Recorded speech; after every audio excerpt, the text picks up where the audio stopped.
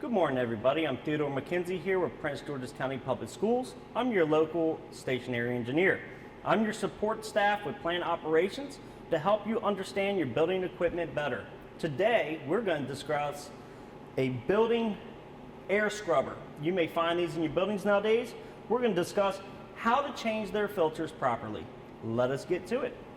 The air scrubbers located in our building will require 3 air filters. First air filter is called a HEPA filter.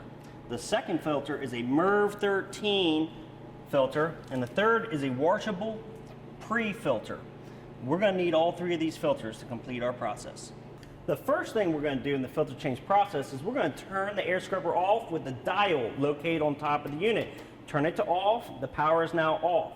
Then we are going to turn the unit over onto the back side. We're going to use the easy access clip here to open the filter access door. Inside we're going to find our 3 filters that are already used. We have a pre-filter, we have our MERV 13 filter, and we have our HEPA filter. Okay, remove them from the unit. Next step, normal, we're going to take our brand new this is brand new HEPA filter. Okay, we're going to do our sign and date process on our new filters. So we're going to add our date. We're in 12, 16, 20, 21. Sign your name. I'm Teddy, so I'm going to put Ted, and then if you want to put like PGCPS, that's fine. Follow the airflow indicator on your air filter. Place it facing down. Next, you would take your new MERV 13 filter. We're going to sign and date that as well. 12, 16, 20, 21. Sign your name. Okay, and then once again, you can put PG County. Okay, place that on top. Then we're going to take our pre-filter. We're going to place that on top right there.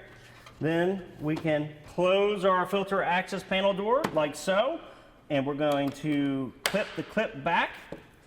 We're going to stand the unit back up, and we're going to turn the unit back on. The preferred setting for these units is a 2 on the dial, right around 2. That's the quietest setting where it moves a good amount of air for our office environments.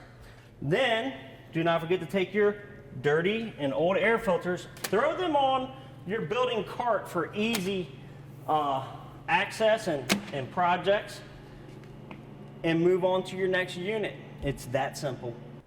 Plant operation procedures for these units moving forward would be to have your night staff turn these units off at the end of the day after building operating hours. Please turn these units off and then turn these units back on in the mornings. Thank you for your time.